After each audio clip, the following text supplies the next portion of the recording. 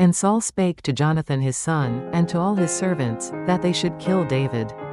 But Jonathan Saul's son delighted much in David, and Jonathan told David, saying, Saul my father seeketh to kill thee. Now therefore, I pray thee, take heed to thyself until the morning, and abide in a secret place, and hide thyself.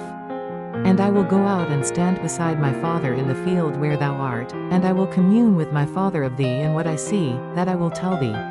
And Jonathan spake good of David unto Saul his father, and said unto him, Let not the king sin against his servant, against David, because he hath not sinned against thee, and because his works have been to thee ward very good. For he did put his life in his hand, and slew the Philistine, and the Lord wrought a great salvation for all Israel.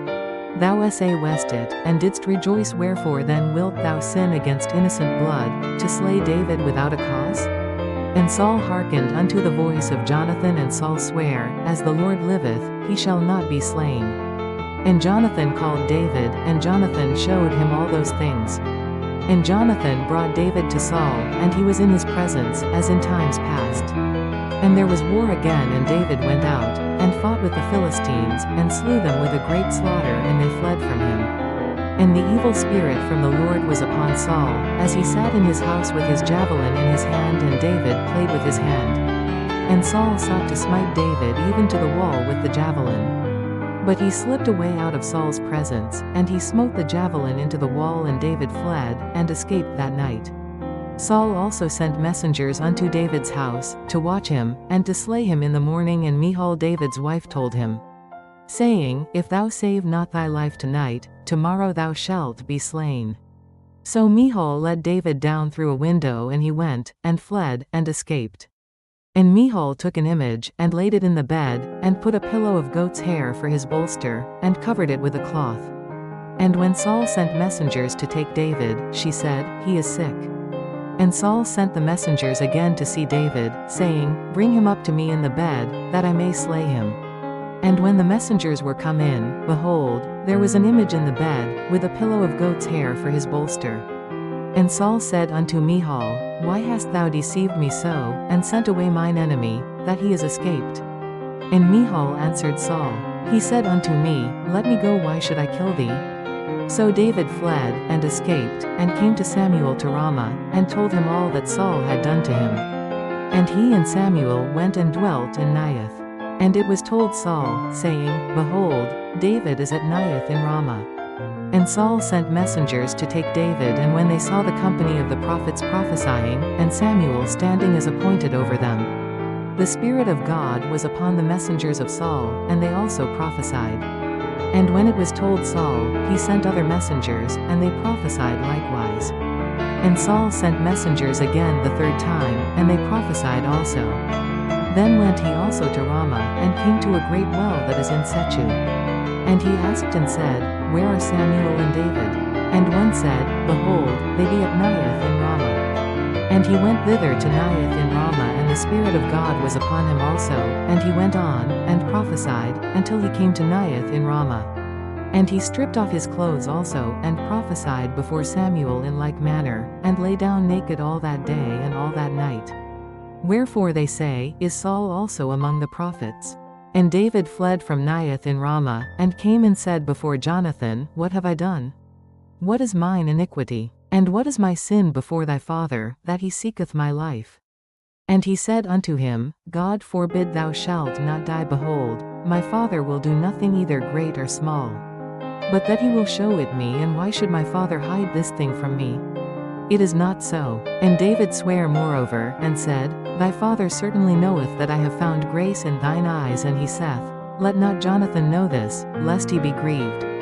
But truly as the Lord liveth, and as thy soul liveth, there is but a step between me and death. Then said Jonathan unto David, Whatsoever thy soul desireth, I will even do it for thee. And David said unto Jonathan, Behold, tomorrow is the new moon, and I should not fail to sit with the king at meat. But let me go, that I may hide myself in the field unto the third day at even.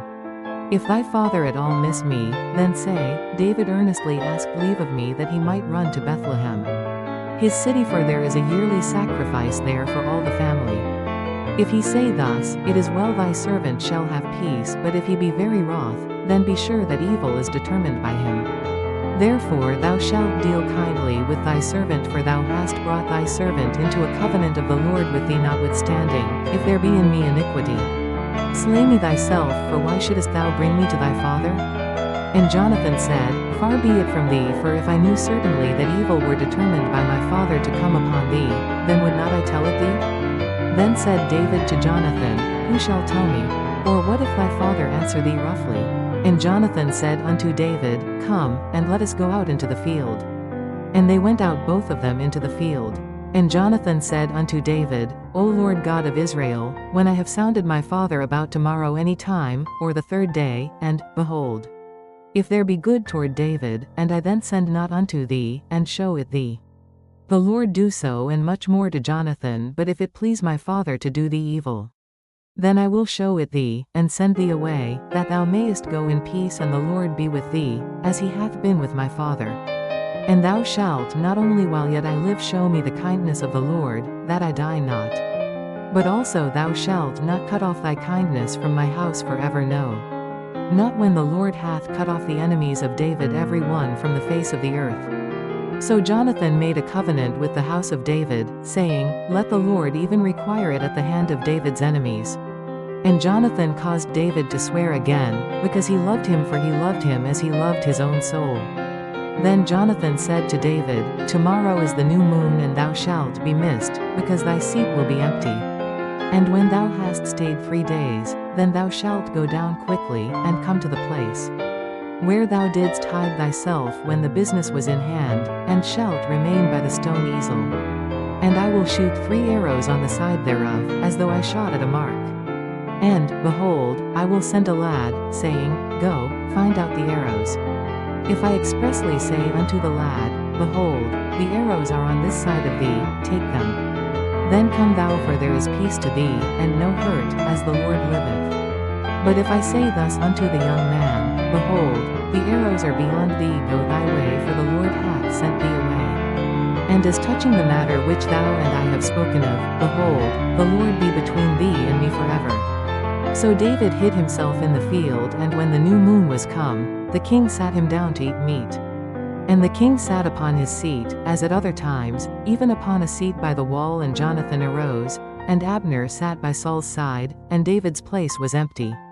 Nevertheless Saul spake not anything that day, for he thought, Something hath befallen him, he is not clean, surely he is not clean. And it came to pass on the morrow, which was the 2nd day of the month, that David's place was empty. And Saul said unto Jonathan his son, Wherefore cometh not the son of Jesse to meat, neither yesterday, nor today? And Jonathan answered Saul, David earnestly asked leave of me to go to Bethlehem. And he said, Let me go, I pray thee, for our family hath a sacrifice in the city, and my brother, he hath commanded me to be there.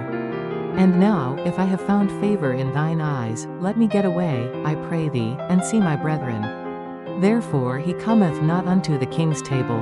Then Saul's anger was kindled against Jonathan, and he said unto him, Thou son of the perverse rebellious woman, do not I know that thou hast chosen the son of Jesse to thine own confusion, and unto the confusion of thy mother's nakedness? For as long as the son of Jesse liveth upon the ground, thou shalt not be established, nor thy kingdom. Wherefore now send and fetch him unto me, for he shall surely die. And Jonathan answered Saul his father, and said unto him, Wherefore shall he be slain? What hath he done? And Saul cast a javelin at him to smite him, whereby Jonathan knew that it was determined of his father to slay David. So Jonathan arose from the table in fierce anger, and did eat no meat the 2nd day of the month. For he was grieved for David, because his father had done him shame. And it came to pass in the morning, that Jonathan went out into the field at the time appointed with David, and a little lad with him. And he said unto his lad, Run, find out now the arrows which I shoot. And as the lad ran, he shot an arrow beyond him. And when the lad was come to the place of the arrow which Jonathan had shot, Jonathan cried after the lad, and said, Is not the arrow beyond thee? And Jonathan cried after the lad, Make speed, haste, stay not. And Jonathan's lad gathered up the arrows, and came to his master. But the lad knew not anything, only Jonathan and David knew the matter. And Jonathan gave his artillery unto his lad, and said unto him, Go, carry them to the city. And as soon as the lad was gone, David arose out of a place toward the south, and fell on his face to the ground, and bowed himself 3 times. And they kissed one another, and wept one with another, until David exceeded. And Jonathan said to David, Go in peace, forasmuch as we have sworn both of us in the name of the Lord, saying, The Lord be between me and thee, and between my seed and thy seed forever. And he arose and departed, and Jonathan went into the city.